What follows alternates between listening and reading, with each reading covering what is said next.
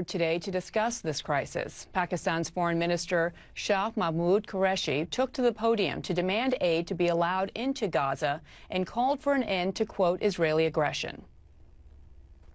A just solution for Palestine is imperative for the maintenance of regional and global peace and security. Clearly, the onus for restoring peace rests on Israel. And the Pakistani foreign minister joins me now from New York. Mr. Minister, thank you so much for joining us. It has been a very busy day. From your end, do you hear any talks about a possible ceasefire coming anytime soon? I am convinced the tide is turning. I am convinced the public pressure, the pressure of public opinion is mounting, and ceasefire is inevitable. Israel is losing out. They're losing the media war despite their connections. They are losing the media war. The tide is turning. What are their connections? Deep pockets. What does that mean?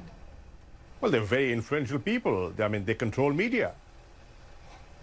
I would call that an anti-Semitic remark. Well, you see, the point is they have a lot of influence. And they get a lot of coverage. Now, what has balanced that is the citizen journalist who has been reporting, sharing video clips, and that has jolted people, and that has woken up people, and people who are sitting on the fence are today speaking up. Do you see how in different capitals of the world, in London, in Madrid, in Michigan, Chicago, every place, from Sydney to the European capitals, people have come out and saying, put an end to this insanity. They're calling for an immediate ceasefire. Now, the Security Council has failed in forging a joint statement and coming out with a joint statement and forging a consensus. The General Assembly today is giving a clear message to the Security Council. It is your prime responsibility to ensure peace and security. Please live up to the UN Charter. But, Mr. Ambassador, can we not separate the fact that there are calls for peace and for equal human rights for both sides, for Palestinians and for Israelis, without anti-Semitic talk and rhetoric? And we are seeing an increase in anti-Semitism throughout the world. Many of these protests are showing signs and images of anti-Semitism as well. Shouldn't you be condemning that? I will not justify any rocket attacks, and I cannot justify and I cannot condone the aerial bombardment that is taking place. But what about anti-Semitism? And what about Hamas's role in stopping the rockets? I am saying when you do not engage, when there are no negotiations, when there is occupation, when there's genocide, when there's war crime, when there's ethnic cleansing, then an extremist element takes advantage of that situation. Avoid it. How do you avoid it? You avoid it by pursuing a two-state solution, by adhering to the Security Council resolutions, respecting them, implementing them, fulfilling the promises that have been made and have been often broken. So I believe that the answer is Israelis and Palestinians living side by side in peace. And it can only be done through a two-state solution, through negotiations, by cessation of hostilities, and a ceasefire is the first step in that direction. Does that include condemning anti-Semitism and condemning statements? I am not justifying any of that. You began this conversation. I am so sorry. There are so many things I want to talk to you about, but I personally am offended as a journalist. You began this conversation by saying that Israel, suggesting that Israel has, quote, close friends and powerful friends in the media. That is an anti-Semitic trope. No. What I'm saying is the perception. Look at the perception the world has. You cannot ignore that, ma'am. But that's a wrong perception. Could be wrong, but that's the perception. Negate it. Well, negate it. By giving a balanced coverage, negate it. The onus is not on those who are being accused of things that aren't true. It's on people like you in powerful positions to say that that's wrong. Well, what we are saying, what is wrong, and I'm not shying away from that. What I'm saying is this insanity must come to an end. We must promote dialogue. We must sit and talk, and we must promote peace. Israelis and Palestinians, everybody has a right to live. They have a right to protect their children. Look at what's happening.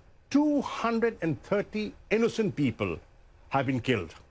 More than 50,000 people have been displaced. 50 schools have been bombed. Hospitals have been targeted. Red Cross has been targeted.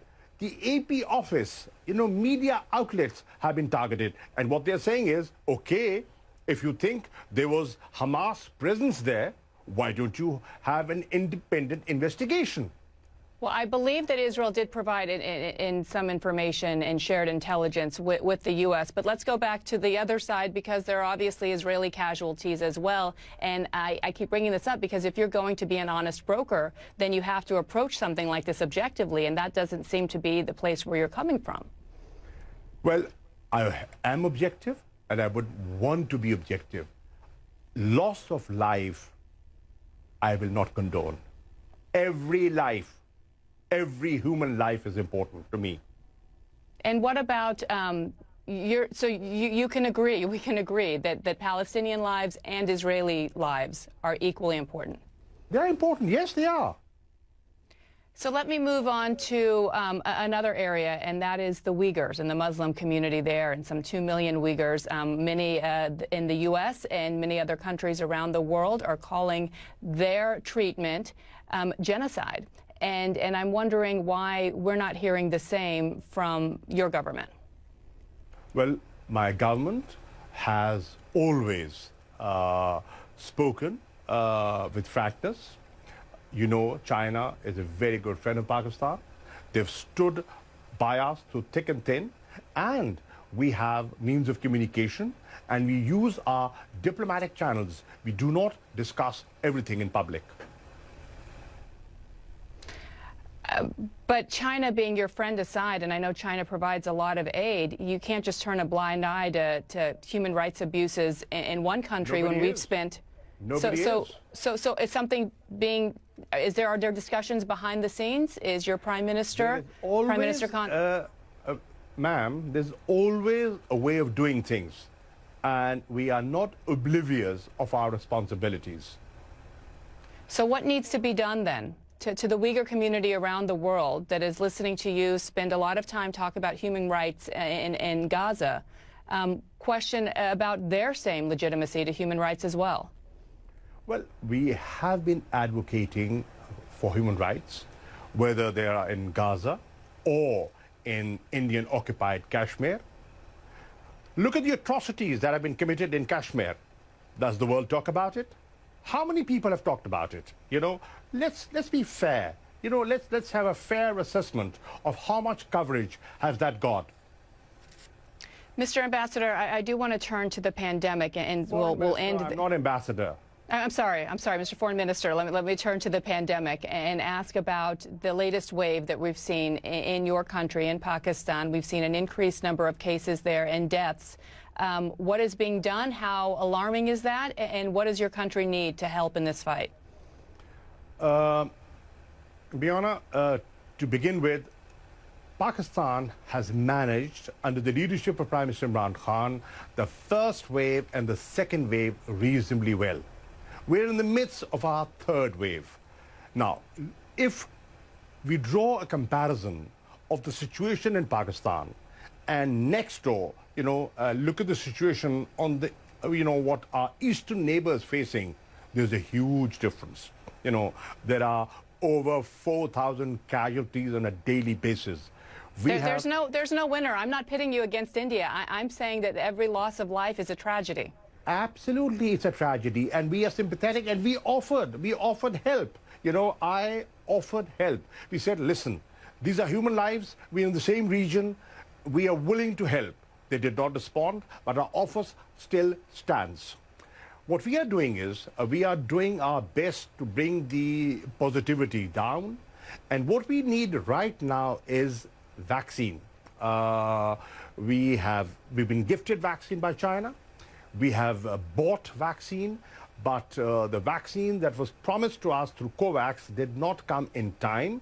And what we need is inoculations to protect our people, the marginalized people, you know, the paramedics, the doctors, you know, the people who are on the front line.